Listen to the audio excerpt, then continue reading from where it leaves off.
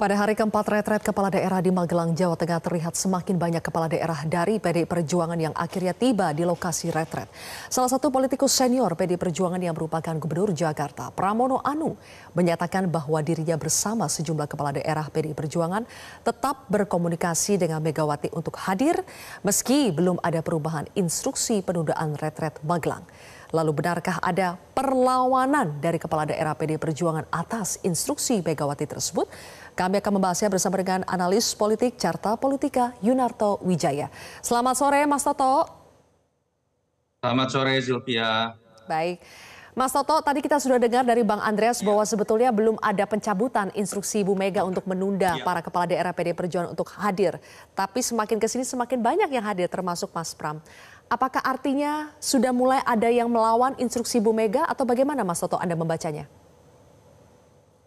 Ya, sampai sekarang sih saya belum pernah mendengar statement dari teman-teman PDI Perjuangan yang hadir itu menggunakan kalimat bahwa mereka tidak mengikuti instruksi Ibu Ketua Umum. Saya pikir puncaknya tadi ya, Mas Pram ini kan katakanlah orang dekatnya Ibu Mega, lalu kemudian juga politisi senior dan sangat banyak disorot oleh media.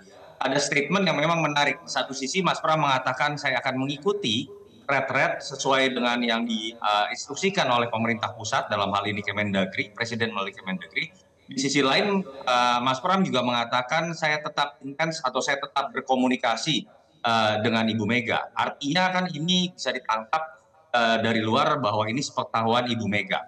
Saya mencoba melihat ini dalam dua spekulasi ya. Spekulasi yang pertama kan kalau terkait dengan apa yang dikeluarkan dalam instruksi surat Megawati Soekarno Putri, itu seakan-akan seperti yang ramai dibicarakan di sosmed, para netizen atau perbincangan di warung kopi, bahwa ini misalnya bentuk boikot atau upaya untuk melakukan barter politik terkait dengan ditahannya Sekjen PDI Perjuangan Mas Hasto. Kalau betul itu yang terjadi, saya sudah pernah mengatakan ini jelas instruksi yang salah.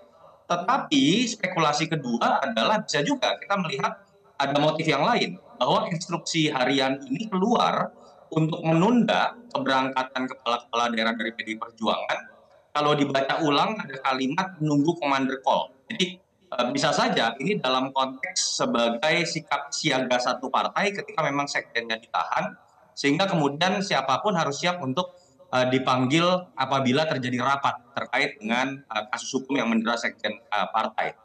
Dan bagaimana kita menerka apa kemungkinan pertama ataukah kemungkinan kedua? Kalau kemungkinan pertama menurut saya jelas salah. Kemungkinan kedua menurut saya masih bisa diterima dengan catatan bahwa kemudian sebetulnya PDI Perjuangan memperbolehkan kadernya untuk tetap ikut. Dan itu kan terlihat bahwa kadernya ada yang hari pertama, ada yang hari kedua, dan yang terakhir tadi kan kita tahu Mas Pramono Anung ya, karena kalau kita coba analogikan dalam konteks commander call untuk kemudian ikut rapat, lalu ikut diskusi terkait dengan kondisi siaga satu partai dengan ditahannya Mas Hasto, Mas Pram salah satu yang menurut saya memang mungkin akan paling terakhir baru bisa ikut dalam retret di Magelang ini.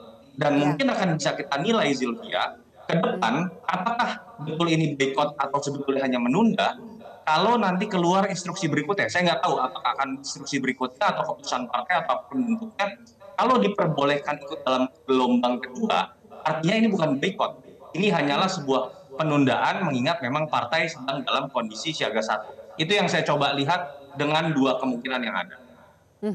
Dengan simbol kehadiran Mas Pram ya, terutama Mas Toto, apakah itu berarti sebetulnya Bu Mega sudah melunak? Iya, entah melunak atau yang kita yang belum bisa mengartikan bahwa instruksi yang keluar itu adalah bukan memboikot, tapi hanya menunda dan mungkin meminta, ini spekulasi saya ya, meminta sebagian kader untuk kemudian ikut rapat dalam konteks menyikapi apa yang terjadi dengan Sekjen PDI Perjuangan. Itulah yang tadi saya sebutkan, kenapa sih Mas Pram terakhir baru muncul di retret Ya. Magelang ini, tanda kutipnya kloter terakhir, karena ya kalau betul dibutuhkan dalam konteks partai siaga satu untuk rapat dengan Ibu Mega ataupun DPP, Mas Pram ini politisi paling senior antara semua kader-kader PDI Perjuangan yang jadi kepala daerah dan politisi yang mungkin bisa dianggap paling dekat dengan Ibu Mega. Mhm.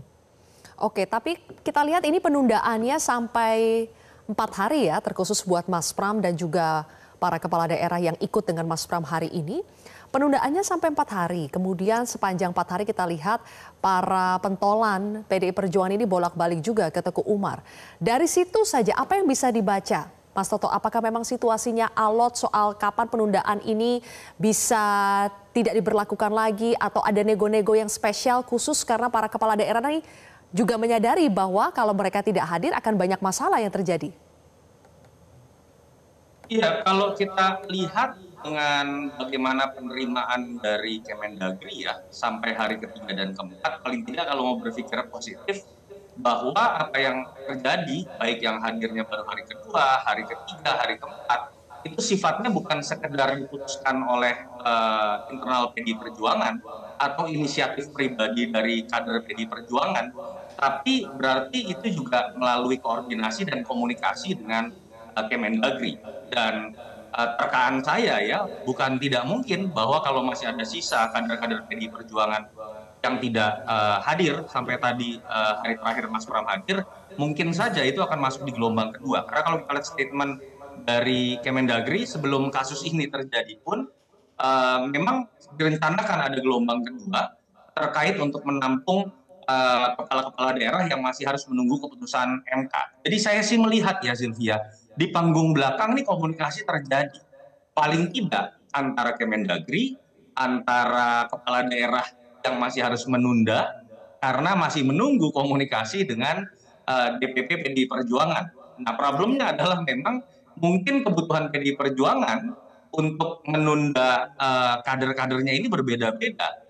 Ada yang mungkin bisa langsung hadir di retret Magelang karena kemudian memang tidak terlibat dalam rapat, dalam acara-acara menyikapi ditahannya Mas Hasto. Tapi khusus untuk Mas Pram, menurut saya itu merupakan sebuah simbol bahwa memang saya menangkapnya ini sebuah penundaan saja, tetapi di panggung belakang memang terjadi sebuah komunikasi. Oke. Intinya Mas Toto, apakah sebetulnya Mas Pram, katakanlah Mas Pram berhasil melobi atau mencapai kesepakatan lah dengan Bu Mega. Jadi intinya tidak mungkin Mas Pram hadir di Akmil Magelang tanpa restu Bu Mega. Saya hanya berani mengatakan bahwa sepengetahuan saya dan saya cukup dekat dengan Mas Pram pasti sudah melalui sebuah komunikasi. Baik itu dengan Ibu Mega, baik itu dengan Kemendagri dan semua stakeholder yang ada. Karena beliau memang seringkali kan dianggap menjadi jembatan, termasuk antara hubungan Ibu Mega dengan Pak Prabowo. Tetapi apakah dalam arti bisa diartikan bahwa Mas Pram melunakkan hati Ibu Mega? Saya yakin tidak juga, bahwa banyaklah pihak-pihak yang terlibat kalau dalam pengambilan keputusan, karena ini kan bukan sekedar keputusan yang sifatnya biasa saja, tapi keputusan terkait istilah saya siaga satu tadi, karena memang Sekjen PDI Perjuangan ditahan. Oke, baik.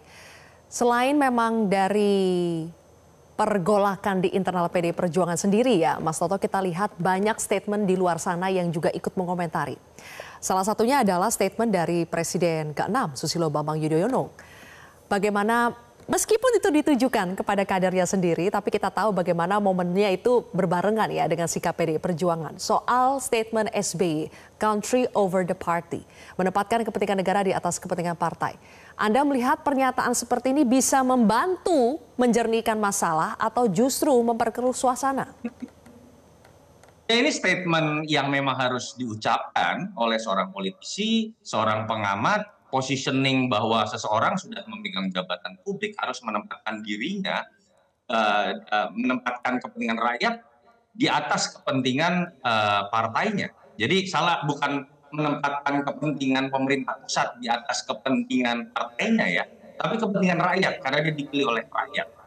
Dan dalam konteks menjaga kepentingan rakyat dibutuhkan koordinasi dengan pemerintah pusat. Itu poin dalam konteks kepala daerah. Dan ini memang problem, Sylvia, kita harus akui.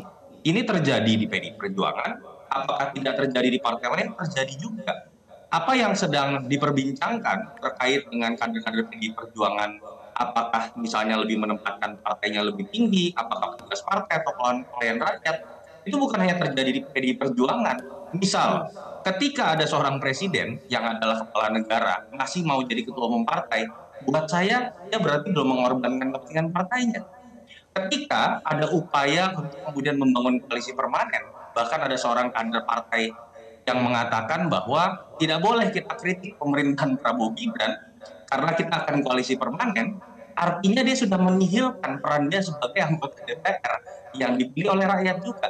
Jadi ini problem di semua partai, tetapi memang kenapa banyak lebih dialamatkan kepada teman-teman PDI Perjuangan, karena PDI Perjuangan ini dengan eksplisit menggunakan bahasa petugas partai yang akhirnya seringkali dibentrokan. Dan secara substansi saya harus mengatakan hampir semua partai, bahkan semua partai itu masih menempatkan posisi partainya di atas kepentingan rakyat. Mereka lebih takut di-recall oleh ketua umumnya dibandingkan dengan kemudian Baik, membela kepentingan rakyat ketika berbeda dengan suara koalisinya atau suara partai atau pimpinan partai. oke, baik kalau begitu. Mas Toto, terima kasih atas analisa Anda di Prime Time.